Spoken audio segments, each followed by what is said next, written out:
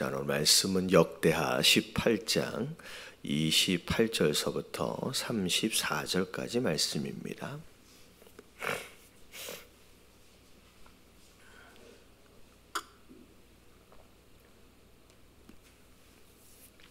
역대하 18장 28절서부터 34절까지 말씀 교독합니다. 이스라엘 왕과 유다 왕 여호사밧이 길르앗 라못으로 올라가니라.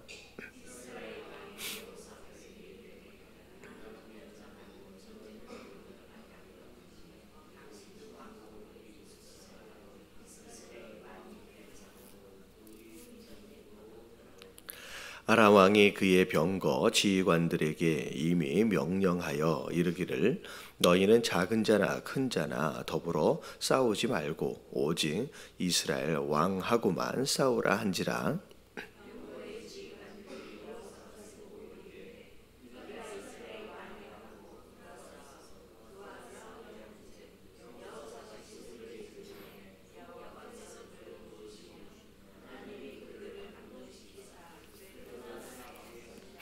병거의 지휘관들이 그가 이스라엘 왕이 아님을 보고 추격을 그치고 돌아갔더라.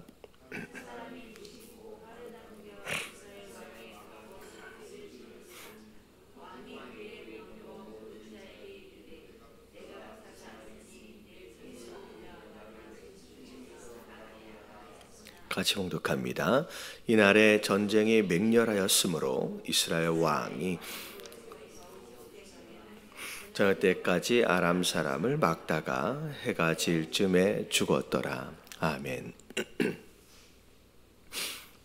여호사밧과 아합이 사실 이 전쟁하는 것에 대해서 하나님 앞에 이제 물었지요. 근데 사실 아합은 하나님께 묻기보다는 자기가 원하는 일을 하기 위해서 오히려 선지자라고 하는 사람들, 어떻게 보면 사실 선지자도 아니죠. 이제 자기에게 아첨만한 사람들을 모아놓고 400명이나 모아놓고 자기가 이루려고 하는 일들을 지지하도록 그렇게 이제 조장을 했습니다. 사실 여호사밧 같은 경우에는 그럼에도 불구하고 하나님의 뜻을 그래도 들어보려고 이들이 전부입니까? 아니다. 다른 선지자가 있다. 그래가지고 다른 선지자를 데려다가 또 이제 음성을 들으려고 애를 썼습니다. 근데 그 선지자가 이제 바른 말을 하고 있음에도 불구하고 아합은 오히려 그 선지자를 가둬버렸죠.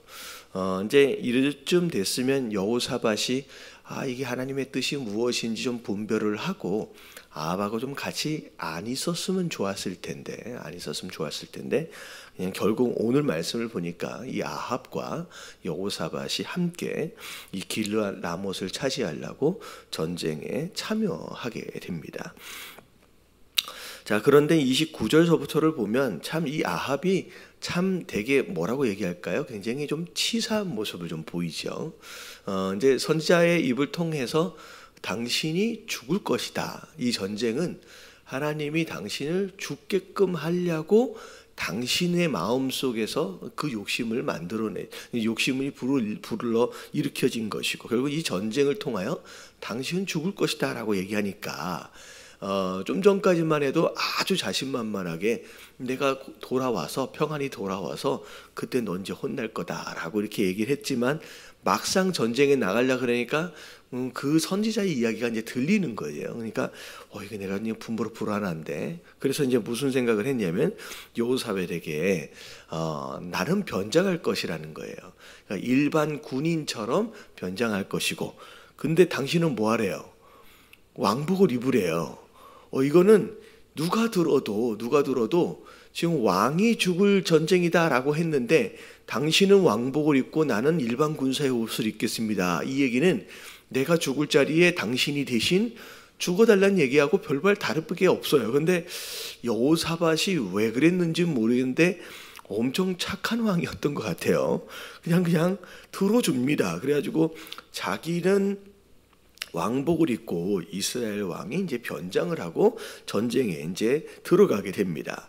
그런데 이제 30절에 보니까 이 아람 왕이 병사들하고 전쟁하지 말래요. 이제 명령을 내리기를 그냥 이스라엘 왕만 잡아라. 이스라엘 왕만 죽여라. 그러면 이 전쟁이 끝나니까. 왜냐하면 지금 이 전쟁은 누구의 욕심 때문에 생긴 것이냐면 아합의 욕심 때문에 생긴 거니까 저 한 사람만 잡으면 끝난다. 그러니까 이제 병사들이 이스라엘 왕이 어디 있는지를 막 찾게 되는 거예요. 근데 왕복을 입은 사람이 지금 한 명이 있는데 원래는 이 이스라엘 왕이 아니라 유다의 왕이잖아요. 근데 멀리서 볼 때는 잘 모르고 분별이 안 되니까 이 여호사밧 유다의 왕을 잡으려고 모든 병사들이 막 몰려들기 시작하는 거죠. 그랬더니 자 31절 중간 정도를 보니까 여호사밧이 뭐 했대요? 이게 소리를 질렀다라고 하는 것이 막 위협적인 상황이 벌어지니까 그것으로 인하여 놀라서 소리를 지른 것처럼 약간 그런 느낌도 있기는 있습니다. 근데 이게 원어에 가서 보면 구원을 요청하다라고 하는 어떤 그런 의미로서의 외침, 소리를 지름, 뭐 이렇게 이제 설명이 되어 있습니다. 그래서 하나님 도와주세요라고 그 전쟁터 앞에서 하나님 앞에 구하게 됩니다. 자, 그랬더니 비록 아합하고 함께 한 것도 사실 하나님이 원하지 않으셨던 관계였거든요. 이제 실수였어요. 그럼에도 불구하고 하나님은 또 소리를 지르는 그 요청에 하나님 응답해 주십니다. 그래서 그 이제 여호사밧을 도우시는 가운데 자, 하나님이 그들을 감동시키사 그들을 떠나가게 하신지라. 자, 이게 감동을 시켰다라고 하는 걸 뒤에 설명에 뭐라고 나와 있냐면 이렇게 나와 있어요.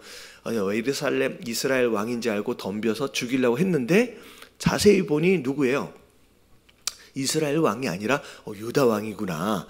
그러면 일부러 할 필요가 없겠네 하고 그냥 따로 이스라엘 왕을 찾으러 그냥 돌아서게 된 거죠. 그래서 결국은 하나님이 이 여호사밧을 보호해 주셨어요.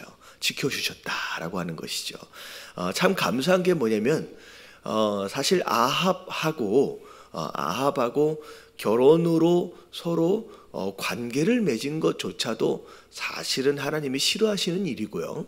그리고 그렇게 경고했음에도 불구하고 이 전쟁에 참여한 것도 하나님이 싫어하시는 거예요. 어떻게 보면 여호사밧 입장에서 하나님 앞에 범죄한 것, 또 실수한 것이라고 생각할 수 있을 것 같습니다. 근데 뭐 실수했다고 좀 범죄했다고 해서 하나님이 야 너는 안 되겠다라고 버려버리시는 그런 분은 아니다라는 거죠. 만약에 여기서 하나님이 여호사밧을 그냥 버렸다라고 한다면 우리는 살면서 실수를 하면 안 되는 거예요. 왜냐하면 단 한 번의 실수에도 하나님 우리를 뭐 하실 수 있어요? 버리실 수 있어요. 하나님은 그런 분이 아니에요. 하나님은 실수나 잘못이나 범죄나 이런 것으로 우리를 버리시고 그런 분이 아니랍니다. 그리고 오히려 아무리 잘했더라고 할지라도 하나님과 오히려 상관이 없는 자는 오히려 하나님은 뭐 이제 무심하실 수 있어요. 그러니까 하나님과 우리와는 우리가 얼마나 잘하고 못하고 있는 것이 아니라 그분과 우리가 어떤 관계 안에 있느냐라고 하는 것이 가장 중요한 개념이라는 거예요. 그래서 이런 거예요. 여러분 신앙은 관계예요, 관계. 내가 얼마나 거룩하게 살았느냐, 내가 어떤 열매를 맺었느냐라고 하는 것은요, 온전한 관계를 통하여서 그냥 자연스럽게 맺어져 가는 결과일 뿐이죠. 그러면 이것 자체가 신앙이 아니에요. 자, 이게 무슨 개념이냐면 일반 종교와 기독교와의 차이는 뭐냐면 일반 종교, 다른 종교는 계속 뭐라고 얘기하냐면 착하게 살아라고 얘기하고 착하게 사는 것이 마치 그 종교의 핵심인 것처럼. 근데 우리 기독교는 착하게 사는 것이 핵심이 아니에요. 거룩하게 죄 짓지 않고 사는 것이 핵심이 아니에요. 우리는 뭐 하는 게 핵심이냐면 마치 나무에 가지가 붙어 있는 것처럼 우리는 하나님과 뭐 하고 사는 거예요? 관계를 맺으며 사는 거예요. 가지 되어진 우리는 뭐에만 신경을 쓰면 되냐면 나무에 어떻게 해서든 잘 붙어 있는 것에만 집중하면 되는 거예요. 자, 열매는 어떻게 맺어져요? 잘 붙어만 있으면 붙어 있다라고 하는 것에 대한 증거로 열매는 때가 되면 자연스럽게 맺어져 가는 거예요. 성경 안에서 네가 열매를 맺도록 애를 쓰라고 하시는 게 아니라 너는 내 안에 거하라 라고 말해요. 내가 네 안에 거하면 나무는 어떻게 돼 있다? 열매를 많이 맺나니 그가 내 안에 거하지 않으면 뭐라 그랬어요? 아무것도 할 수가 없다라고 말씀해요. 이게 신앙의 가장 기본적이에요. 그러면 아합이 아무리 착한 일을 했더라도 하나님 도와주시지 않아요. 왜냐하면 아합은 하나님과 붙어 있는 자가 아니에요. 관계로 맺어진 자가 아니에요. 하지만 아무리 좀 실수를 한다라고 할지라도 아무리 좀 죄를 짓는다라고 할지라도 관계 맺음 안에 있는 자는 하나님이 끝까지 붙들어 주시는 거예요. 그게 솔로몬을 끝까지 버리시지 않은 특별한 이유들 가운데 하나다라는 거죠. 그래서 결국은 비록 실수도 하고 죄를 좀 짓기는 했지만 그래도 관계 안에 있던 여호사밧을 끝까지 하나님이 보호해 주시고 살리십니다. 그래서 사실은 결국 이 전쟁을 통해요 하나님께서 이제 두 가지 메시지를 주시는 게 뭐냐면 첫 번째 아합은 이 전쟁을 통하여 어떻게 돼요? 하나님의 예정대로 죽음을 당하게 됩니다. 워낙에 나쁜 짓을 그냥 했기 때문에 아합은 이 전쟁을 통하여 죽음을 당하게 되고 반대로 또 어떻게 보면 여호사밧 같은 경우에는 이 전쟁을 통하여 또 뭘 얻게 돼요? 여러분 나중에 이제 전쟁에 간신히 살아남아가지고 가가지고 선지자한테 한바탕 혼나요. 그러면서 이게 그게 아니구나라고 이제 깨닫게 되는데 결국 여호사밧은 이 전쟁을 통하여 교훈을 얻게 됩니다. 자, 뭐에 대한 교훈이냐? 어떤 관계든 좋은 게 아니라는 거예요. 우리가 함께 어울려야 할 사람이 있고 어떻게 보면 비록 잠깐 평화를 주고 유익을 준다라고 할지라도 관계를 맺어서는 안 되는 그런 관계들도 있다라고 하는 것을 처절하게 목숨의 위협을 한번 받아가면서 이제 공부를 하게 되는 상황으로 이제 허락하신 거죠. 자, 그랬는데 이제 33절에 보니까 이제 자, 아합 왕이 어떻게 죽는지를 보니까 어떻게 됐어요? 한 사람이 자, 아합이 지금 어디 있는지를 모르잖아요. 일반 병사의 옷을 입고 있으니까. 근데 한 사람이 무심코 이게 영어로 보면 랜덤이라고 나와 있어요. 그냥 아무렇게나 쏜 화살에 그것에 맞은 거예요. 근데 어딜 맞았냐면 갑옷 솔기에 맞았습니다. 갑옷 솔기가 뭐냐면 이 갑옷이 중요한 부분을 딱 가리고 그리고 이 관절과 관절을 연결하는 부분들은 떨어져 있을 수밖에 없잖아요. 이게 통으로 돼 있으면 움직일 수가 없으니까. 그러니까 움직이는 관절 부분은 살짝 떨어져서 이렇게 움직이게끔 돼 있어요. 근데 이 솔기가 뭐냐면 이 갑옷과 또 다른 부분의 이제 갑옷을 연결하는 그 틈 사이에 뭐가 날라서 꽂혔냐면 화살이 날라서 꽂힌 거예요. 그것도 가슴 쪽에 있는. 그러니까 하여튼간 어떻게 보면 죽으려면 이렇게라도 죽는 거예요. 그러니까 심지어 그렇게 변장까지 했음에도 불구하고 자, 이 말씀에 보면 사실 무심코라고 나와 있지만 이 사실 일부러 무심코라고 쓰여진 것 같아요. 사람은 무심코 했지만 이 아합의 죽음은 우연히 일어난 사건이기보다는 하나님의 철저한 계획과 하나님의 섭리로 인하여 이 아합이 결국은 죽음을 당하게 됩니다. 자, 화살에 맞았는데 이제 어마어마하게 이제 큰 부상을 입었어요. 이 왕이 마차를 모는 사람에게 내가 부상을 입었다. 자, 전쟁터 바깥으로 나가자. 치료를 받아야 되니까. 근데 워낙에 전쟁이 너무 이제 극렬해서 전쟁터 바깥으로 나갈 수가 없는 거예요. 그래서 해가 질 때까지 전쟁터에서 나가지를 못하고 계속 마차 위에서 끌려다니다가 결국 이 마차 위에서 죽음을 맞이하게 됩니다. 그래서 34절에 아람 사람을 막다가 해가 질 쯤에 돼서 결국은 죽었다라고 얘기해요. 어제 말씀을 통하여서 자기가 평안히 돌아가면 내가 어떻게 되겠다라고 얘기했지만 결국 평안히 돌아간 거는요, 아합이 아니라 이따 저녁 때 제가 말씀을 드리겠지만 여호사밧이 오히려 평안하게 돌아갑니다. 근데 사실 이 아합이 이 여호사밧이 아합과의 관계를 잘못 맺음으로 말미암아 나중에 굉장히 어려움을 경험해요. 자, 이게 중요한 내용인데, 자, 우리가 실수할 수 있어요. 근데 실수한다고 하나님이 버리시지 않아요. 우리 관계 안에 있는 하나님의 백성, 하나님 자녀된 우리가 죄를 좀 짓는다고 해서 우리를 버리시는 분은 아닙니다. 뭐 그렇다고 죄를 지어도 되느냐? 그게 아니에요. 왜냐하면 분명히 뭐라고 말씀하셨냐면 하나님이 우리의 죄를 용서하지만 그 처벌에 대해서 없어지는 게 아니라고 분명히 말씀을 드렸잖아요. 결국은 이 여호사밧이 아합의 딸과 자기의 아들을 결혼시킨 것으로 말미암아 나중에 유다에도 굉장히 큰 어려움을 경험해요. 제가 수요일 날 말씀을 드렸잖아요. 결국은 그 딸이 자기 아들이 왕이 되었을 때 자기가 유다의 정권을 잡기 위해서 하여튼간 난리를 쳐요. 그래서 이 여호사밧 아들 때에서 이 아들이 제대로 정치를 못하고 오히려 악한 왕이 되어져 버립니다. 이 여자한테 휘둘려 가지고. 그리고 난 다음에 그 다음에 아들이 왕이 됐는데 그 다음에 왕을 자기가 폐위시켜 버리고 이제 이세벨의 딸이잖아요. 아합의 딸인데 자기가 여왕이 돼가지고 1년 동안 이스라엘을 유다를 막 다스려. 그래서 굉장히 어떻게 보면 다윗 왕조가 잠깐이라도 끊어지는 사건이 이 유다 땅에 일어나게 된 근거가 이 여호사밧이 이 실수를 한 것으로 말미암아 유다가 굉장히 어려움을 경험합니다. 그래서 우리가 죄를 짓는다고 하나님 버리시진 않아요. 다윗도 그랬잖아요.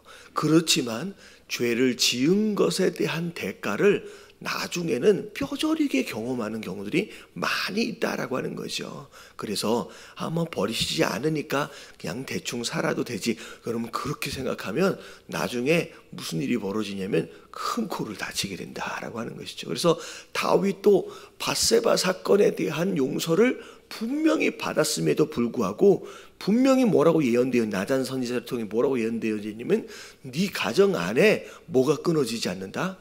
칼이 끊어지지 않는다. 예.